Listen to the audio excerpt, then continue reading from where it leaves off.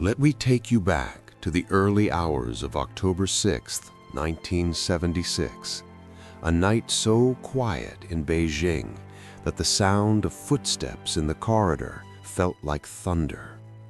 The woman who once stood beside the most powerful man in China, the woman who had reshaped culture, silenced artists, and sent millions into chaos, was asleep in her private quarters. Jiang Qing, Madame Mao, had lived for 10 years as one of the most feared and untouchable figures in the People's Republic. She had walked the halls of Shanghai like she owned them.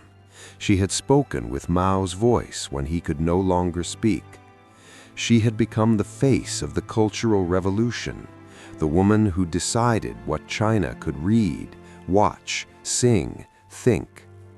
And then, in one single night, everything she had built collapsed around her. Guards entered her room without knocking. They did not bow. They did not explain. They simply told her she was under arrest. No ceremony, no trial yet, just the cold click of handcuffs and the walk down a corridor she once ruled. The woman who had sent thousands to labor camps, who had humiliated professors, writers, actors, even old revolutionaries, was now the one being led away in silence. The power that had protected her for a decade vanished the moment Mao's breath stopped 9 days earlier. She must have known it was coming. She had seen the looks from the old marshals. She had felt the silence in the Politburo meetings. She had watched Deng Xiaoping return from exile, stronger than before. But knowing is not the same as accepting, and Jiang Qing never accepted defeat quietly. When they told her the charge, counter-revolutionary crimes, she laughed. When they said she would face trial, she said, "I was Mao's dog. I bit whoever he told me to bite." When they asked her to confess, she looked straight at them and answered, "If I am guilty, then so are all of you who carried out his orders." That defiance would carry her through 4 years of detention, through the longest show trial in Chinese history, through the moment she stood in the dock in 1980, wearing a simple tunic, shouting back at the judges while the whole nation watched on television. But on that October night in 1976, none of that had happened yet. She was still the last living symbol of Mao's final decade. She was still the woman who tried to inherit his throne. And in one swift, silent move, the new leaders made sure she never would. The arrest of Jiang Qing was not just the fall of one person. It was the end of an era. The end of the Cultural Revolution's terror, the end of the Gang of Four's grip, the beginning of a China that would slowly turn away from Mao's shadow and toward a different future. Yet even in her fall, Jiang Qing remained who she had always been, unapologetic, theatrical, unbreakable in her own mind. She would spend the next 15 years insisting she had only followed Mao's will. She would call her trial a betrayal of the revolution. She would refuse to bow her head even when the sentence was read, death, later commuted to life imprisonment. And in May 1991, alone in her hospital room, she would take her own life, leaving behind a note that read like a final performance. "The revolution has been stolen. Chairman, your student and fighter is coming to see you." Looking back now, almost 50 years later, we still ask the same question. Was she a true believer who went too far? A ruthless opportunist who rode Mao's power? A woman who dared to reach for the top in a world that never wanted her there? Or all three at once? One thing is certain. The night she was arrested, China took its first real step toward leaving the Cultural Revolution behind. And the woman who had once controlled what the nation could think, say, and dream lost the power to control even her own fate. That is where this story begins, not with her birth, not with her rise, but with the moment everything she had built came crashing down in one single, silent night. Let me take you back to the spring of 1914, to a small town called Jiang in Shandong province, where a baby girl was born into a world already full of hardship and quiet struggle. Her name at birth was Li Shumeng. No grand celebration marked her arrival, no family fortune waited for her. Her father, Li Dewen, was a carpenter who owned a small shop and ran a modest inn. He was not poor, but he was not kind. Shumeng was the child of his secondary wife, his concubine, and that simple fact placed her and her mother at the very edge of the family circle. The legitimate wife and the 5 older children from that marriage looked down on them, treated them like outsiders in their own home. Bullying was constant, words first, then hands. Shumeng learned early that love could be conditional, that safety was not guaranteed, that even in a house with walls, a child could feel like a stranger.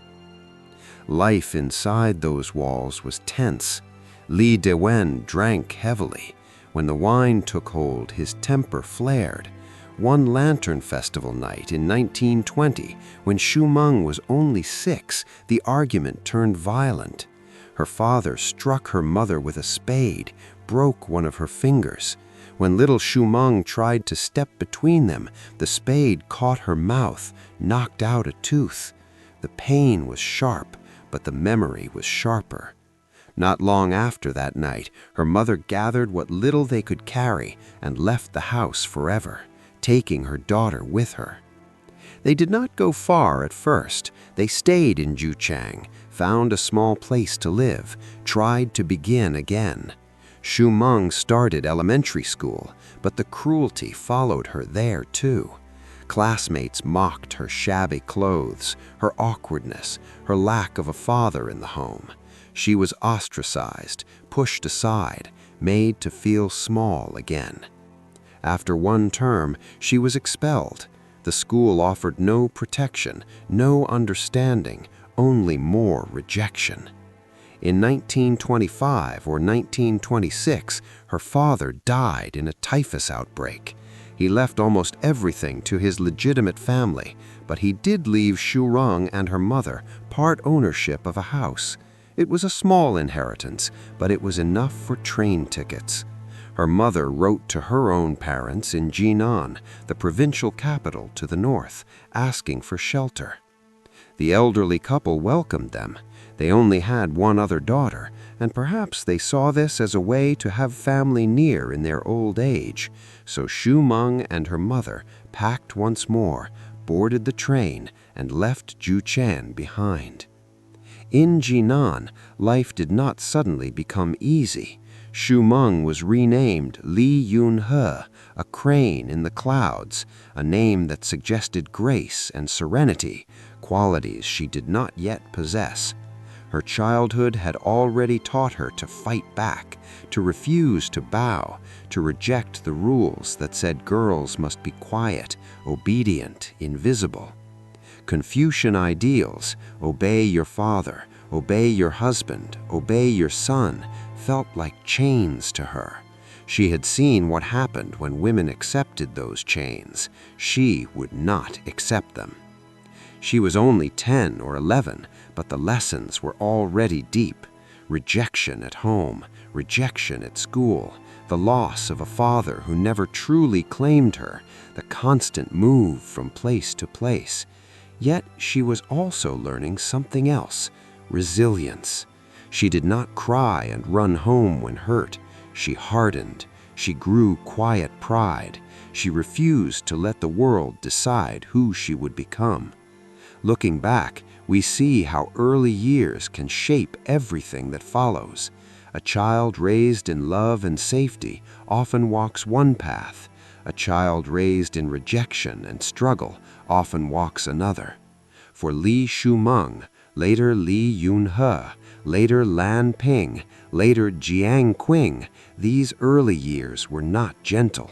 They were a forge, hot, painful, but one that would one day produce a woman who refused to be shaped by anyone but herself. So here we are, in a small Shandong town in 1914, with a baby girl born into the margins, already learning the hardest lessons life had to teach, already beginning to build the strength that would carry her far from those narrow streets. What do you feel when you think of such beginnings, the way early pain can quietly forge a spirit that refuses to break? The story is just starting. Let us walk forward together, slowly, gently, with open hearts.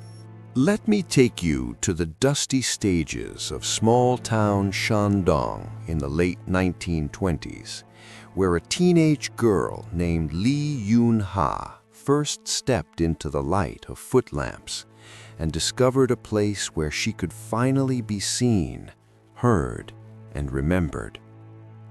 After leaving her grandparents' home, after the bullying, the expulsions, the feeling of never quite belonging, Yunhe found herself drawn to something new, the theater. It was not a grand decision. No one handed her a script or a scholarship. She simply joined a local troupe, a small group of traveling actors who performed in village squares, in tea houses, in makeshift halls lit by oil lamps. The stage was rough, the costumes worn, the audiences small, but for the first time, when the curtain, or whatever cloth they used, rose, people looked at her. Not with pity, not with judgment, with attention. She was 14, maybe 15, tall for her age, sharp-featured, with a voice that carried. She learned quickly, lines, gestures, how to hold an audience's eyes even when her heart was racing. The troupe moved from town to town, performing Beijing opera, local plays, stories of love, betrayal, honor. Yunhe started in small roles, chorus parts, servants, messengers, but she watched the leads, studied their timing, their emotion, their power. She practiced in empty rooms, in front of cracked mirrors, until the movements felt like breathing. The life was hard, long hours, little money, constant travel on bumpy roads, but the theater gave her something no school or family ever had: freedom to be someone else, even just for a few hours. On stage, she could be a princess, a warrior, a tragic heroine. Off stage, she was still the girl without a father, the girl who fought back too hard. But on stage, she was in control. The audience clapped for her, not for who she was born as, but for who she became under the lights. One night, her grandparents came to see a performance in a suburban Jinan theater. They sat in the crowd, expecting nothing, and watched as the leading lady appeared in magnificent silk robes, headdress sparkling with pearls. It was Yunhe, their granddaughter, the graceful ingenue commanding the stage. They were shocked, proud, ashamed all at once. They paid a large sum to the troupe owner to release her, believing she needed to come home, to return to a proper life. They took her back, hoping she would settle, marry, disappear into the traditional role they believed was right for her. But Yunhe had tasted something they could not take away. The theater had shown her a world where defiance was rewarded, where boldness was beautiful, where a girl could be the center of attention without apology. She did not stay home long. She sought more training, more roles, more chances to stand in the light. The theater was not just a job, it was the first place she felt truly seen. and once seen, she refused to be invisible again. Looking back, we see how one discovery can change everything. For many of us later in life, we remember the first time we found something that made us feel alive, something that said, "You belong here." For Li Yunha, later Lan Ping, later Jiang Qing, the theater was that discovery. It gave her confidence, voice, a taste of power. It taught her that performance could be rebellion, that the stage could be a battlefield, that a girl from the margins could command attention even if the world tried to push her back. So here we are, on a small Shandong stage, with a teenage girl stepping into the light for the first time, feeling eyes on her, not with judgment, but with wonder, and beginning to believe she could be more than the world had told her she was allowed to be. What do you feel when you think of such first moments, the way a single spotlight can quietly ignite a life that refuses to stay in the shadows? The story is taking shape now. Let us continue together, gently, with care and respect. Let me take you inside a modest home in Jiang Qing, Shandong province, in the early 1920s, where the air was thick with tension, and a little girl named Li Shumeng learned lessons no child should ever have to learn. Her father, Li Daiwen, was a carpenter with his own shop, a man who could build things with wood, but not with kindness. He drank too much, and when the wine spoke, it spoke with fists. Shumeng was the child of his secondary wife, his concubine, and that single fact placed her and her mother on the lowest rung of the family ladder. The legitimate wife and the 5 older children from that marriage made sure they knew it. Words cut first, then hands followed. Shumeng was bullied, pushed aside, reminded every day that she did not fully belong. Her mother endured far worse: beatings, humiliation, the constant weight of being second in her own home. One night during the Lantern Festival in 1920, when Shumeng was only 6, the argument turned savage. Her father, drunk and furious, struck her mother with a spade, broke one of her fingers. When little Shumeng tried to step in to protect the only person she truly loved, the spade caught her mouth, knocked out a tooth. The pain was sharp, the fear sharper. That night left a mark deeper than the missing tooth, a mark that would never fade. Not long after, her mother made the hardest choice of her life. She gathered what little they owned, took her daughter's hand, and walked out of that house for good. They did not have much, no money, no plan, only the determination to stop living in fear. They stayed in Jiang at first, found a small place to rent, tried to start over. Shumeng began school, but the cruelty followed her there too. Classmates mocked her worn clothes, her missing tooth, her lack of a father at home. She was isolated, pushed out, expelled after one term. The world outside the house was no kinder than the world inside. Let me take you back to Jinan in the mid-1920s, to a young girl of 10 or 11, already carrying more lessons than most adults ever learn, and already beginning to push back against the rules that said she must stay small, silent, and obedient. Her new name was Li Yunhe, crane in the clouds. It was meant to suggest grace, serenity, a gentle spirit floating above the world. But the girl who received that name had never known serenity.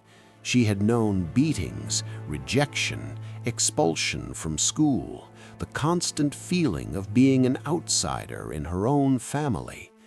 The Confucian ideals her grandparents and teachers tried to instill: obey your father, obey your husband, obey your son, be modest, chaste, quiet, neat, a perfect housekeeper, felt like chains to her. She had seen what happened when women accepted those chains. Her mother had accepted them and suffered for it. Meng would not. She refused to be quiet when insulted. She refused to lower her eyes when challenged. She refused to accept that her worth was tied to submission. When classmates mocked her clothes, her background, her missing tooth, she did not cry or run home. She fought back, with words, with defiance, with a fierce pride that grew stronger every time someone tried to make her small. The teachers saw rebellion, the family saw trouble, but Yun-hei saw survival. She had learned early that the world did not protect the weak, so she decided she would not be weak. School in Jinan was no kinder than in Jiang. The bullying continued, the isolation continued, the sense that she did not fit continued. But instead of bending, she hardened. She began to question the rules she was taught, not just at school, but at home. Why must a girl obey without question? Why must she accept cruelty as her place? Why must she dream only of marriage and motherhood when the world was so much bigger? These were not polite questions, they were dangerous ones, and once asked, they could not be unasked. She was still a child, but the child was becoming something else. Not yet angry, not yet political, but already unwilling to accept the life laid out for her. She would not be the obedient daughter, the dutiful wife, the invisible woman. She would be seen, she would be heard, she would decide her own path, even if that meant walking alone. Looking back, we see how early defiance can shape a lifetime. When a girl is told she is less and refuses to believe it, something powerful begins. Many of us, later in life, remember moments when we first said no to something we were supposed to accept, when we first felt the strength that comes from refusing to be small. For Li Yun-hei, later Lan Ping, later Jiang Qing, that refusal started young, in the streets of Jinan, in the shadow of traditions that wanted silence. So here we are, with a young girl standing taller than the rules allowed, looking at the world and deciding she would not let it decide for her, already beginning to carve a path that would one day lead far from those quiet Shandong streets. What do you feel when you think of such early rebellion, the way a child's quiet no can quietly become the loudest force in a life? The story is gaining strength now. Let us continue together, gently, with care and respect. Let me take you to Shanghai in the early 1930s, a city of bright lights, crowded streets, and endless possibility, where a young woman named Li Yun-hei, soon to be Lan Ping, arrived with little more than determination and a heart full of questions. She was 16, maybe 17, fresh from the pain of Jinan, carrying the lessons of rejection, defiance, and the first taste of the stage. Shanghai was nothing like the villages she had known. It was the richest, most cosmopolitan city in China, a place where East met West in dazzling confusion. Neon signs flickered, jazz drifted from dance halls, rickshaws jostled with automobiles, foreigners walked beside locals, and the film and theater world buzzed with new ideas. For a girl who had never felt she belonged, Shanghai felt like a door left open. She came looking for work in theater, hoping to build on the small roles she had played in Shandong. But Shanghai was not kind to newcomers. Casting directors had their pick of hopefuls, actresses who had more training, more connections, more polish. Yun-He struggled at first, taking small parts, helping backstage, sewing costumes, painting sets. She lived simply, sometimes peaching to earn a little money, always watching, learning, refusing to give up. Then came Fei, a wealthy merchant's son who had seen her perform in an early production. He was charmed, infatuated, determined. They married quickly, a union her family likely welcomed as a way to secure her future. But marriage in traditional China meant moving into the husband's home, obeying his mother, performing the duties of a proper wife. Yun-He refused. She slept late, avoided chores, went out with friends, pursued her acting, lived on her own terms. Her mother-in-law called her lazy. Fei grew angry. Arguments became constant.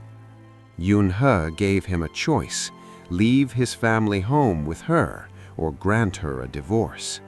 Fei chose divorce. In 1931, after only a few months, the marriage ended. In those days, divorce was rare, scandalous, especially for a young woman. But Yun-He did not return home in shame. She did not beg forgiveness. She saw the end of the marriage as freedom, a chance to live without the chains she had always rejected. She was no longer someone's daughter, someone's wife, someone's burden. She was Lan Ping now, an actress, an independent woman, choosing her own path. Shanghai gave her room to breathe. She found steadier acting work, small roles at first, then bigger ones. She joined political theater troupes, groups that performed plays with revolutionary messages, anti-imperialist stories, plays that spoke to the anger many felt toward foreign influence and domestic inequality. On stage, she could be bold, outspoken, powerful. Off-stage, she lived freely, dressed in modern styles, went to parties, embraced the independence she had fought for since childhood. Looking back, we see how one short marriage can become a turning point. For many of us, later in life, we remember moments when we said no more to expectations that no longer fit, when we chose freedom over security, when we walked away from something safe because it felt wrong. For Li Yun-He, now Lan Ping, divorce was not failure. It was liberation. It was the moment she decided she would never again let anyone else define her place. So here we are, in the glittering chaos of the 1930s Shanghai, with a young woman stepping off the stage, no longer a wife, no longer a daughter under control, finally free to become whoever she chose to be. What do you feel when you think of such bold choices, the way leaving something behind can quietly open the door to everything ahead? The story is opening wider now. Let us continue together, gently, with care and respect. Let me take you to the spring of 1933, to the dazzling, chaotic streets of Shanghai, where a young woman named Li Yun-He, soon to call herself Lan Ping, stepped off a train with almost nothing, but with a fire inside that refused to be put out. Shanghai in the 1930s was unlike any place she had ever known. It was China's richest city, a glittering mix of East and West. Neon signs flashed in English and Chinese. Jazz poured from dance halls. Foreigners in suits walked beside locals in long gowns. rickshaws dodged cars, and the film and theater world buzzed with energy. For a girl who'd grown up feeling invisible, Shanghai felt like a door thrown wide open. Here, talent could be seen. Here, a woman could speak loudly. Here, a nobody could become somebody. She arrived with little money, no connections, no formal training beyond her small-town troupe experience. Casting directors had hundreds of hopefuls to choose from. Actresses who spoke better Mandarin, who looked more polished, who knew the right people. Lan Ping struggled at first. She took tiny roles, helped backstage, sewed costumes, painted sets, did whatever was needed just to stay near the stage. She taught a little to earn enough for rent, lived simply but never stopped practicing. She watched the stars, studied their timing, their emotion, their power. She rehearsed in empty rooms, in front of cracked mirrors, determined to prove she belonged. Shanghai was also a city of ideas. The theater scene was alive with politics. Many young artists leaned left, toward communism, toward stories that challenged inequality, foreign control, the old ways. Lan Ping joined political theater troupes, groups that wrote and performed short plays with revolutionary messages. They performed on street corners, in small halls, in factories, speaking directly to workers, to students, to anyone who would listen. The plays were simple, powerful, about injustice, about hope, about change. On stage, Lan Ping could be bold, angry, inspiring. She could say things she could never say in real life. The audience clapped, cheered, sometimes wept. For the first time, her voice mattered. She was still young, still learning, still finding her way, but Shanghai gave her something priceless: independence. She lived alone, made her own choices, dressed in modern styles, went to parties, embraced the freedom she had fought for since childhood. She was no longer the girl who had to obey, no longer the wife who had to submit. She was Lan Ping, an actress, a thinker, a woman building her own life, one role, one idea, one step at a time. Looking back, we see how one city can change everything. For many of us, later in life, we remember moments when we arrived somewhere new, felt the rush of possibility, found a place where we could finally breathe. For Li Yunhei, now Lan Ping, Shanghai was that place. It gave her a stage, a voice, a purpose.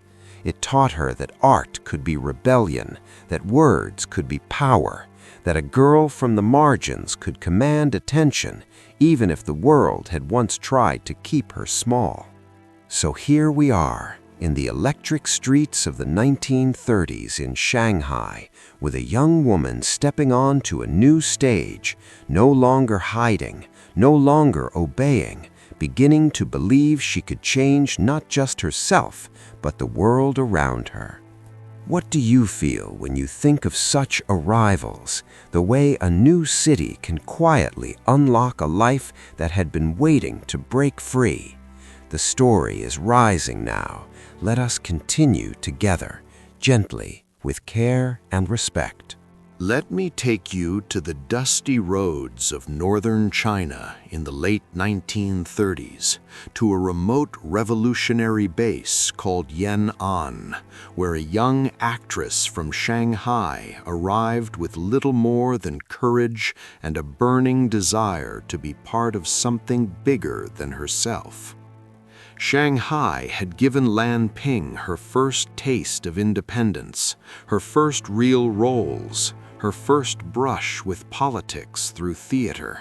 But by 1937, the city was no longer safe. The Japanese invasion had begun. War was spreading. Theaters were closing. Artists were scattering. For Lan Ping, staying in Shanghai meant fading into survival. She wanted more. She wanted purpose. She wanted to join the communists who were fighting not just the Japanese, but the old system itself. So she made the long, dangerous journey north to Yan'an, the headquarters of Mao Zedong's Red Army, the place where the communists had regrouped after the Long March, the place where a new China was being dreamed into existence. The journey was hard. Roads were rough, checkpoints everywhere, danger at every turn. But she arrived, tired, dusty, determined. Yan'an was not a city of lights. It was a network of caves carved into yellow earth, simple living, shared hardship, shared hope. People worked together, studied together, fought together. It was a place of equality, or at least the promise of it, and for a woman who had spent her life refusing to be less, Yan'an felt like home. She enrolled at the Lu Xun Academy of Arts, named after the great writer, a school that trained artists to serve the revolution. She studied acting, playwriting, music, but also politics, history, philosophy. She taught drama classes part-time, directed small plays, performed for soldiers and peasants. Her talent was noticed quickly. She was bold on stage, passionate in rehearsals, unafraid to speak her mind. And soon she caught the attention of someone far more powerful than any director, Mao Zedong himself. Mao came to the academy to give a lecture on art and revolution. Lan Ping was there, listening intently. When he finished, she stood and clapped loudly, her enthusiasm clear. Afterward, she found the courage to introduce herself. They talked, briefly at first, then more. Mao was approachable in those days, not yet the distant figure he would become. He was a revolutionary leader, but also a man who loved literature, poetry, theater. He saw in Lan Ping a sharp mind, a fierce spirit, a woman who refused to be silent. Their meetings grew more frequent. They shared ideas, discussed plays, talked about China's future. Soon they became close, then lovers. In 1938, they decided to marry. It was not easy. Many in the party leadership opposed it. They saw Lan Ping as an outsider from bourgeois Shanghai, an actress with a past, a woman who did not fit the mold of a revolutionary wife. Zhou Enlai, Zhu De, Li Shaoqi all warned Mao, but Mao insisted. He said he needed her, that without her love he could not continue the revolution. He even threatened to leave Yan'an and go back to Hunan to farm if they blocked the marriage. In the end, the party relented. Mao divorced his third wife, He Zejin, and married Lan Ping. To mark the occasion, they chose a new name for her together, Jiang Qing, Green River. It came from a line in a Tang Dynasty poem, a name that felt poetic, fresh, hers. Those early years in Yan'an were hard but hopeful. They lived simply in a cave dwelling, shared meals, shared work. Jiang Qing helped Mao with paperwork, served as a secretary, supported him quietly. She was still an actress at heart, directing plays for the Troupes, performing for peasants, using art to spread the revolutionary message. She believed deeply in the cause, believed art could change minds, believed she could help build a new China. Looking back, we see how one journey can change everything. For many of us, later in life, we remember moments when we left the familiar behind, walked into the unknown, met someone who saw us, believed in us, and suddenly the path ahead felt possible. For Lan Ping, now Jiang Qing, Yan'an was that moment. It gave her a husband, a daughter, a cause, a name, and a chance to be more than the girl who had once been told she was less. So here we are in the yellow earth caves of Yan'an, with a young woman who had traveled far from Shandong, far from Shanghai, far from everything she once knew, now standing beside one of the most powerful men in China's future, beginning to believe she could help shape that future herself. What do you feel when you think of such arrivals, the way a long road can lead to a place where a life finally finds its purpose? The story is rising higher now. Let us continue together, gently, with care and respect. Let me take you to the remote caves of Yan'an in the autumn of 1938, where the yellow earth seemed to hold the whole revolution in its quiet grip, and where a young actress from Shanghai found herself standing at the edge of a life she could never have imagined. Lan Ping, soon to become Jiang Qing, had traveled far to reach this place. She had left the bright lights of Shanghai behind, crossed war-torn land, arrived dusty and determined in the heart of Mao Zedong's revolutionary base. Yan'an was not glamorous. No tall buildings, no neon, no theaters with velvet seats. It was caves carved into hillsides, simple living, shared hardship, shared hope. People worked together, studied together, fought together. It was a place that promised equality, or at least the dream of it, and for a woman who had spent her life refusing to be less, it felt like the right place to be. She enrolled at the Lu Xun Academy of Arts, studied acting, playwriting, music, but also politics, history, philosophy. She taught drama classes, directed small plays for soldiers and peasants, performed to keep morale high. Her talent was noticed quickly. She was bold, passionate, unafraid to speak. And one day, she caught the attention of the man who led it all, Mao Zedong. Mao came to the academy to lecture on art and revolution. Lan Ping was there, listening intently. When he finished, she stood and clapped loudly, her enthusiasm clear. Afterward, she found the courage to introduce herself. They talked, first briefly, then more. Mao was approachable in those days, not yet the distant, godlike figure he would become. He was a leader, but also a man who loved poetry, literature, theater. He saw in her a sharp mind, a fierce spirit, a woman who refused silence. Their meetings grew frequent. They shared ideas, discussed plays, talked about China's future. Soon they became close, then lovers. In late 1938, they decided to marry. It was not easy. Many in the party leadership opposed it.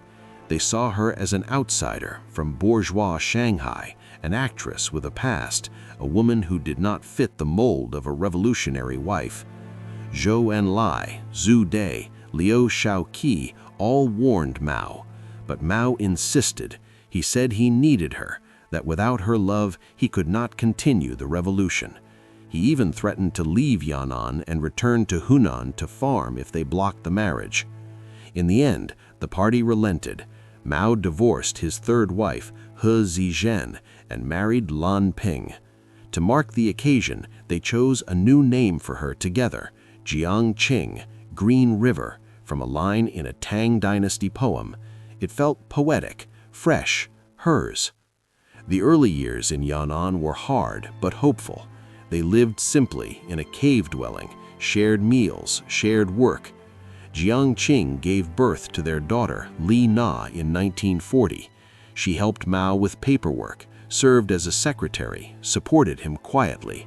She was still an actress at heart, directing plays for the Troupes, performing for peasants, using art to spread the revolutionary message. She believed deeply in the cause, believed art could change minds, believed she could help build a new China. Life was not easy. War with Japan raged, supplies were scarce, danger was close, but there was purpose, camaraderie, the feeling that history was being made every day. Jiang Qing thrived in that environment, found her voice again, found a place where her boldness was not a flaw, but a strength. Looking back, we see how one meeting can change everything. For many of us, later in life, we remember moments when we met someone who saw us, believed in us, and suddenly the path ahead felt possible. For Lan Ping, now Jiang Qing, meeting Mao in Yan'an was that moment. It gave her a husband, a daughter, a cause, a name, and a chance to be more than the girl who had once been told she was less. So here we are, in the quiet caves of Yan'an, with a young woman who had traveled far from Shandong, far from Shanghai, far from everything she once knew, now standing beside one of the most powerful men in China's future, beginning to believe she could help shape that future herself. What do you feel when you think of such arrivals, the way a long road can lead to a place where a life finally finds its purpose? The story is rising higher now. Let us continue together, gently, with care and respect. Let me take you to the dusty roads of northern China in the late 1930s, to a remote revolutionary base called Yan'an, where a young actress from Shanghai arrived with little more than courage and a burning desire to be part of something bigger than herself. Shanghai had given Lan Ping her first taste of independence, her first real roles, her first brush with politics through theater. But by 1937, the city was no longer safe. The Japanese invasion had begun, war was spreading, theaters were closing, artists were scattering. For Lan Ping, staying in Shanghai meant fading into survival. She wanted more. She wanted purpose. She wanted to join the communists who were fighting not just the Japanese, but the old system itself. So she made the long, dangerous journey north to Yan'an, the headquarters of Mao Zedong's Red Army, the place where the communists had regrouped after the Long March, the place where a new China was being dreamed into existence. The journey was hard. Roads were rough, checkpoints everywhere, danger at every turn. But she arrived, tired, dusty, determined. Yan'an was not a city of lights. It was a network of caves carved into yellow earth, simple living, shared hardship, shared hope. People worked together, studied together, fought together. It was a place of equality, or at least the promise of it, and for a woman who had spent her life refusing to be less, Yan'an felt like home. She enrolled at the Lucian Academy of Arts, named for the great writer, a school that trained artists to serve the revolution. She studied acting, playwriting, music, but also politics, history, philosophy. She taught drama classes part-time, directed small plays, performed for soldiers and peasants. Her talent was noticed quickly. She was bold on stage, passionate in rehearsals, unafraid to speak her mind. And soon, she caught the attention of someone far more powerful than any director, Mao Zedong himself. Mao came to the academy to give a lecture on art and revolution. Lan Ping was there, listening intently. When he finished, she stood and clapped loudly, her enthusiasm clear. Afterward, she found the courage to introduce herself. They talked, briefly at first, then more. Mao was approachable in those days, not yet the distant figure he would become. He was a revolutionary leader, but also a man who loved literature, poetry, theater. He saw in Lan Ping a sharp mind, a fierce spirit, a woman who refused to be silent. Their meetings grew more frequent. They shared ideas, discussed plays, talked about China's future. Soon they became close, then lovers. In 1938, they decided to marry. It was not easy. Many in the party leadership opposed it. They saw Jiang Qing as an outsider from bourgeois Shanghai, an actress with a past, a woman who did not fit the mold of a revolutionary wife. Zhao Enlai, Zhu Dai, Liu Shaoqi all warned Mao, but Mao insisted. He said he needed her, that without her love he could not continue the revolution. He even threatened to leave Yan'an and go back to Hunan to farm if they blocked the marriage. In the end, the party relented. Mao divorced his third wife, He Zhijian, and married Lan Ping. To mark the occasion, they chose a new name for her together, Jiang Qing, Green River. It came from a line in a Tang Dynasty poem, a name that felt poetic, fresh, hers. Those early years in Yan'an were hard but hopeful. They lived simply, in a cave dwelling, shared meals, shared work. Jiang Qing helped Mao with paperwork, served as a secretary, supported him quietly. She was still an actress at heart, directing plays for the Troupes, performing for peasants, using art to spread the revolutionary message. She believed deeply in the cause, believed art could change minds, believed she could help build a new China. Looking back, we see how one journey can change everything. For many of us later in life, we remember moments when we left the familiar behind, walked into the unknown, met someone who saw us, believed in us, and suddenly the path ahead felt possible. For Lan Ping, now Jiang Qing, Yan'an was that moment.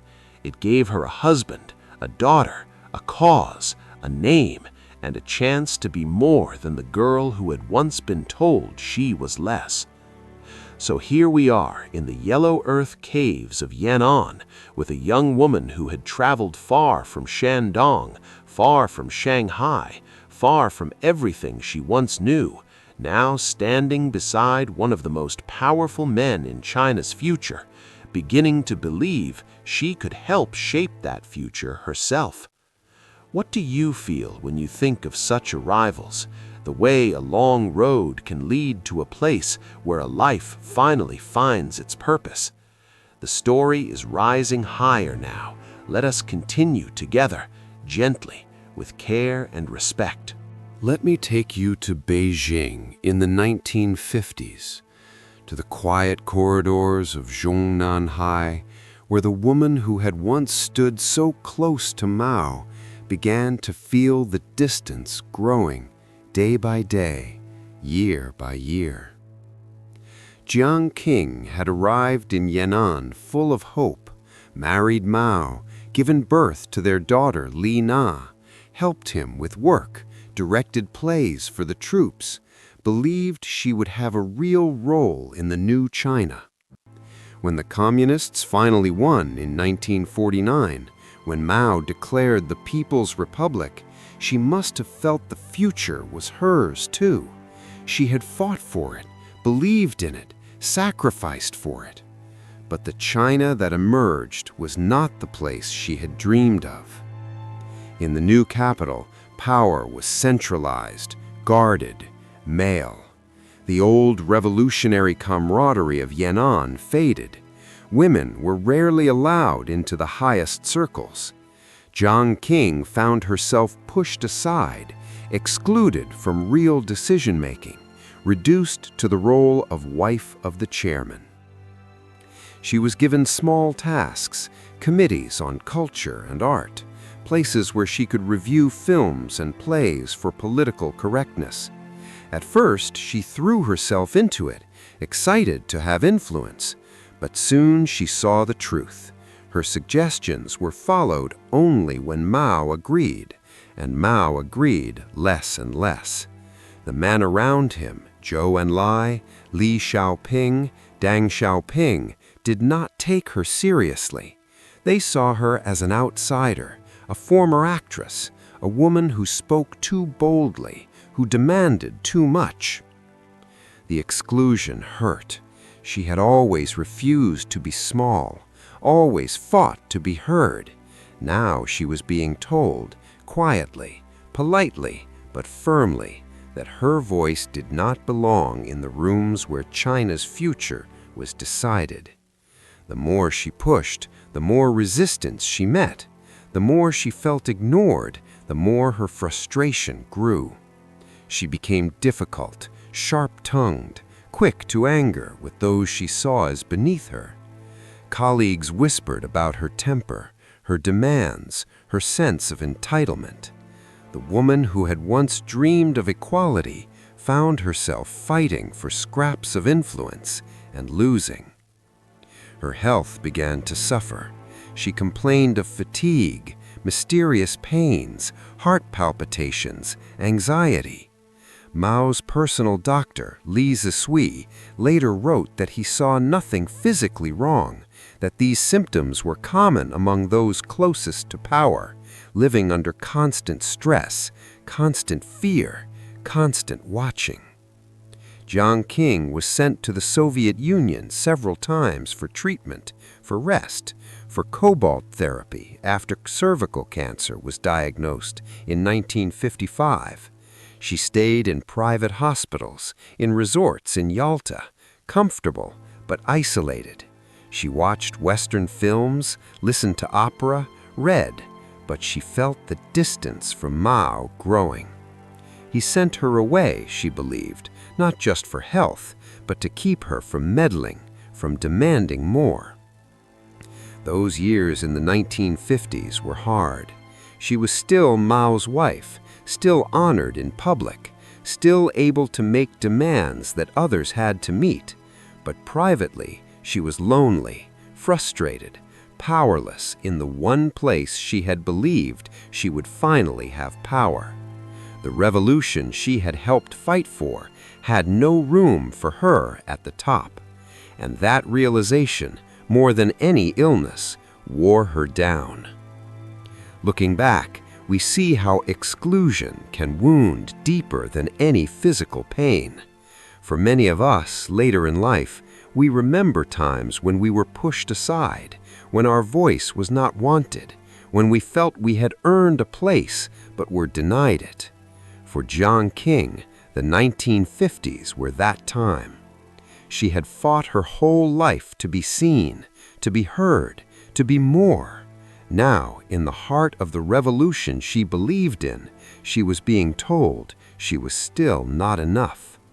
So here we are, in the quiet rooms of Beijing in the 1950s, with a woman who had once defied every rule, now facing a new kind of silence, a silence that did not shout, but pressed and kept pressing until something inside her began to change. What do you feel when you think of such slow erasures, the way power can quietly exclude even those who helped build it? The story is turning darker now. Let us continue together, gently, with care and respect. Let me take you back to the spring of 1966, to Beijing, where the air itself seemed charged with something new, something dangerous, something that would soon sweep across China like a storm no one could stop. Jiang Qing had waited years for this. After 1949, after the victory, she had been pushed aside, reduced to the role of Mao's wife, given small committees on culture, told politely but firmly that real power was not for her. The men around Mao, Zhou Enlai, Liao Shaoqi, Deng Xiaoping, did not see her as an equal. She was an actress, a woman from Shanghai, someone who spoke too much, demanded too much. She swallowed the humiliation, smiled in public, seethed in private, and waited. She never stopped believing she belonged at the center, never stopped looking for a way back in. That way came in 1966, when Mao, feeling his own power slipping after the failures of the Great Leap Forward, decided to strike back. He launched the Cultural Revolution, a movement to purge capitalist roaders, to destroy old ideas, old culture, old habits, old customs. It was chaos disguised as renewal. Red Guards, young students whipped into frenzy, marched through streets, smashed statues, burned books, humiliated teachers, attacked anyone Mao labeled an enemy. And Mao needed someone he could trust completely, someone who shared his vision, someone who would carry out his will without hesitation. He chose Jiang Qing. In one of the greatest reversals of her life, the woman who had been excluded for years was suddenly given immense power.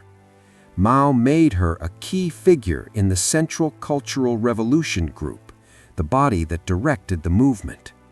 She became one of the Gang of Four, along with Zhang Chunqiao, Yao Wenyuan, and Wang Hongwen, the group that would become the public face of the Cultural Revolution's most extreme years. Jiang Qing was not just a member, she was the driving force, the one Mao trusted to enforce his cultural vision. She took to the role with fierce energy. She reviewed thousands of films, plays, operas, ballets, deciding which ones were revolutionary and which were bourgeois or feudal. Anything that glorified emperors, landlords, capitalists, the old ways, was banned, rewritten, or destroyed. She promoted her own model operas, 8 carefully crafted works that celebrated workers, peasants, soldiers, the revolution. These became the only acceptable art in China for years. Theaters performed nothing else. Radio stations played nothing else. Every citizen was expected to know them by heart. She did not stop at art. She used her position to settle old scores, to attack those who had sidelined her, to destroy reputations she had never forgiven. Professors, writers, actors, old revolutionaries, anyone who had ever dismissed her, anyone who stood in Mao's way, became targets. Red Guards, often teenagers, were encouraged to bombard the headquarters, to criticize, to humiliate, to destroy. Public struggle sessions became common, people forced to bow their heads, wear dunce caps, confess invented crimes, face crowds that shouted insults, sometimes beat them. The violence spiraled, the death toll climbed into the hundreds of thousands, perhaps millions. China turned on itself, and Jiang Qing stood at the center, directing, approving, believing she was saving the revolution. Those 10 years, 1966 to 1976, were her time of greatest power. She walked the halls of Shanghai with authority, gave orders, made enemies, made history. She was no longer the ignored wife, no longer the actress waiting for a role. She was one of the most powerful people in China, feared, admired, hated, revered. Mao had given her the stage she had always craved, and she performed on it with everything she had. But power like that never lasts forever, and the story of how it ended would be even more dramatic than how it began. Looking back, we see how exclusion can fuel ambition, how rejection can turn into vengeance, how a lifetime of being overlooked can quietly explode into 10 years of absolute control. Many of us, later in life, remember times when we were pushed aside, when we felt invisible, when we dreamed of proving everyone wrong. For Jiang Qing, the Cultural Revolution was that proof. It gave her the spotlight she had always wanted, and she used it to reshape China in her image. So here we are in Beijing in 1966, with a woman who had waited years in the shadows, now stepping into the full light of power, ready to command, ready to settle scores, ready to make the world bend to her will. What do you feel when you think of such reversals, the way a lifetime of being overlooked can quietly explode into 10 years of absolute control? The story is reaching its peak now. Let us continue together, gently, with care and respect. Let me take you to the quiet years after October 1976, to the long silence that followed Jiang Qing's arrest, and to the final act of a life that had once burned so brightly it lit up and scorched an entire nation. When the guards took her away that night, less than 2 weeks after Mao's death, Jiang Qing was not surprised. She had felt the shift in the air, the cold looks from old comrades, the quiet return of Deng Xiaoping, the growing fear among the moderates that she might try to claim Mao's throne. She was arrested along with the other 3 members of the Gang of Four, Zhang Chunqiao, Yao Wenyuan, Wang Hongwen, in a swift, silent operation. No public announcement, no dramatic trial yet, just handcuffs, a walk down corridors she once ruled, and the end of 10 years of near absolute power. She spent the next 4 years in detention, without formal charges, without a trial. Conditions were not brutal. She had access to books, medical care, occasional visits from her daughter, Li Na, but she was isolated, watched, powerless. The woman who had once decided what China could read, watch, think, could do nothing but wait. She knew the revolution she had helped shape was being quietly dismantled, that Deng's reforms were turning China away from Mao's radical path, that her time had passed. The trial finally came in November 1980, the most watched show trial in Chinese history. Millions saw it on television. Jiang Qing stood in the dock, head high, wearing a simple tunic, refusing to bow. The charges were enormous: counter-revolutionary crimes, persecution of hundreds of thousands, responsibility for tens of thousands of deaths during the Cultural Revolution. She did not confess. She shouted back at the judges, interrupted witnesses, called the trial a betrayal of Mao. She said, "I was Chairman Mao's dog. I bit whoever he asked me to bite." When they accused her of persecuting innocent people, she answered, "If I am guilty, then so are all of you who carried out his orders." The trial lasted weeks.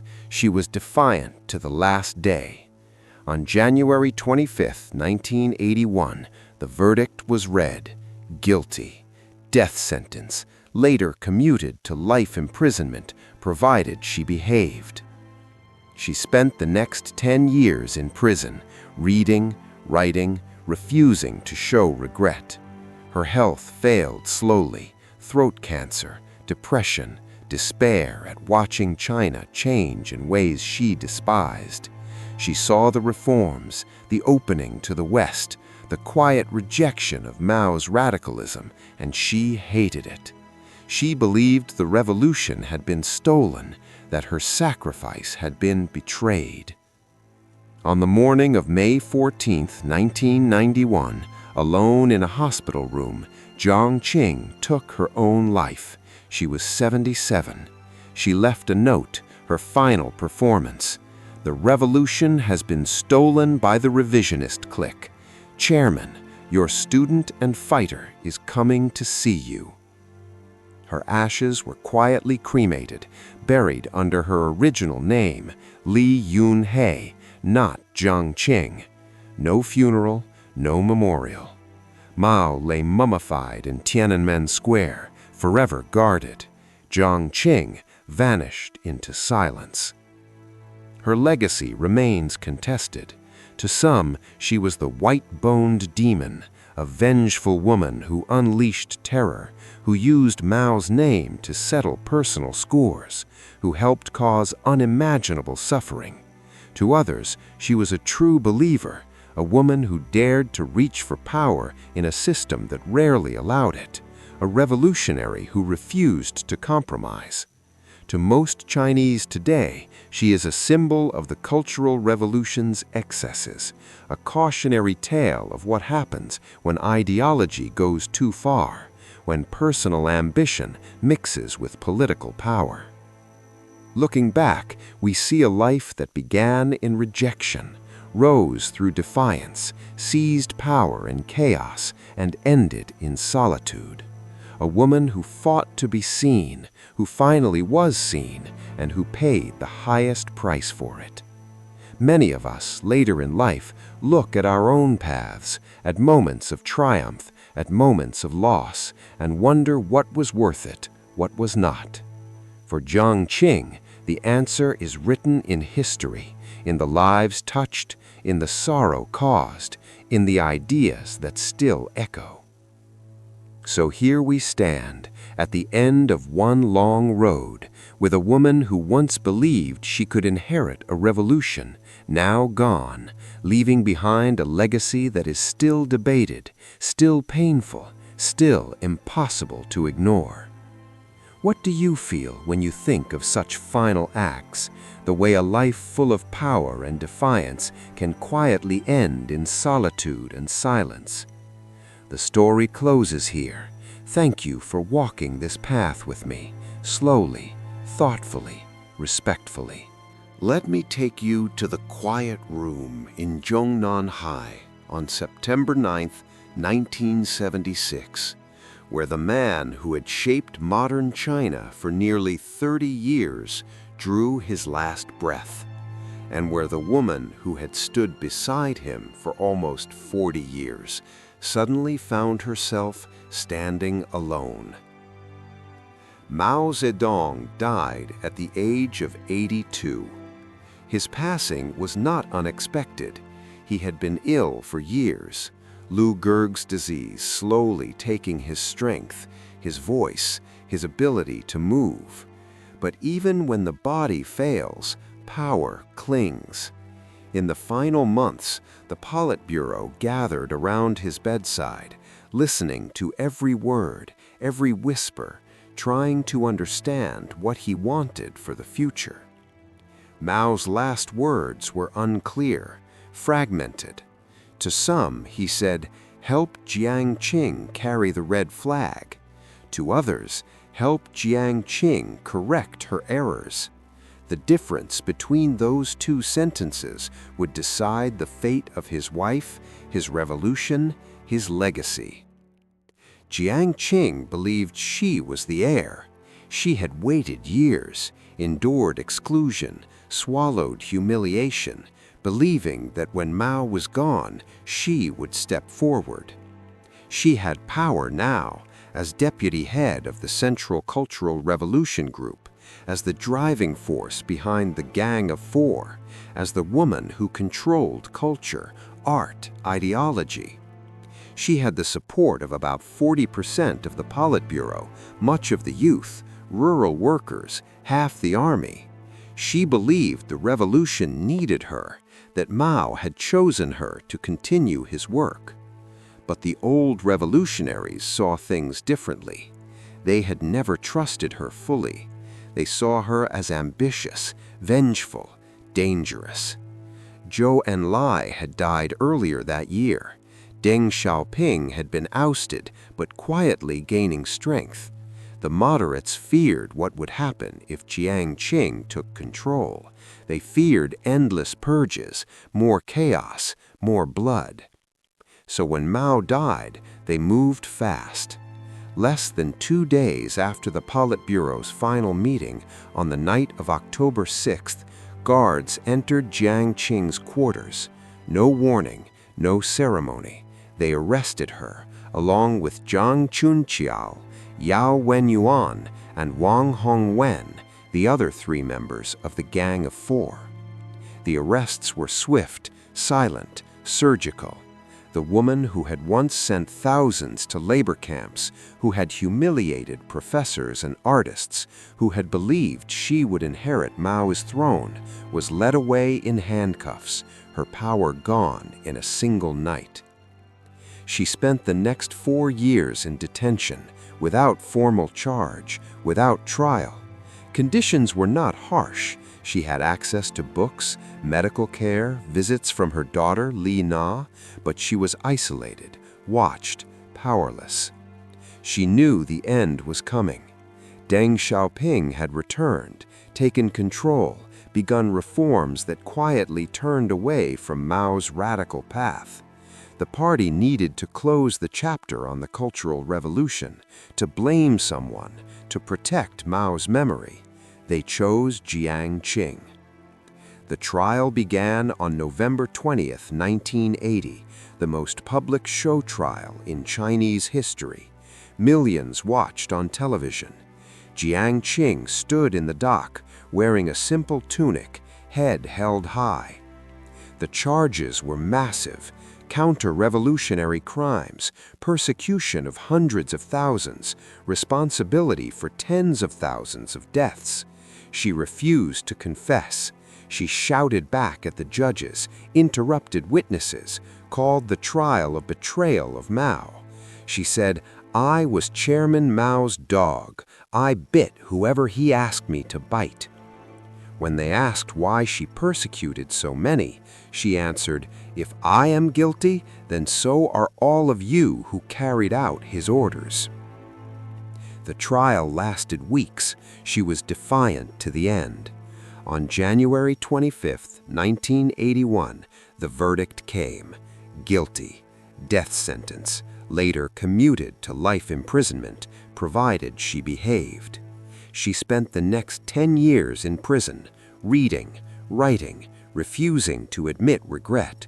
Her health failed: throat cancer, depression, despair at watching China change in ways she hated. On May 14, 1991, alone in a hospital room, she took her own life. She was 77. Her note read like a final performance: "The revolution has been stolen by the revisionist clique. Chairman, your student and fighter is coming to see you." Her ashes were quietly cremated, buried under her original name, Li Yun-he, not Jiang Qing. No funeral, no memorial. Mao lay mummified in Tiananmen Square, forever guarded. Jiang Qing disappeared into silence. Looking back, we see how power can rise and fall in a single lifetime. A woman who started as an outsider, who fought her way to the center, who seized control when the moment came, lost everything when that moment passed. Many of us, later in life, look at our own paths, at moments of triumph, at moments of loss, and wonder what was worth it, what was not. For Jiang Qing, the revolution she helped build eventually turned against her, and the stage she had commanded for 10 years became the quiet room where she ended her own story. So here we are, at the end of one long road, with a woman who once believed she could inherit a revolution, now gone, leaving behind a legacy that is still debated, still painful, still impossible to ignore. What do you feel when you think of such final acts, the way a life full of power and defiance can quietly end in solitude and silence? The story closes here. Thank you for walking this path with me, slowly, thoughtfully, respectfully.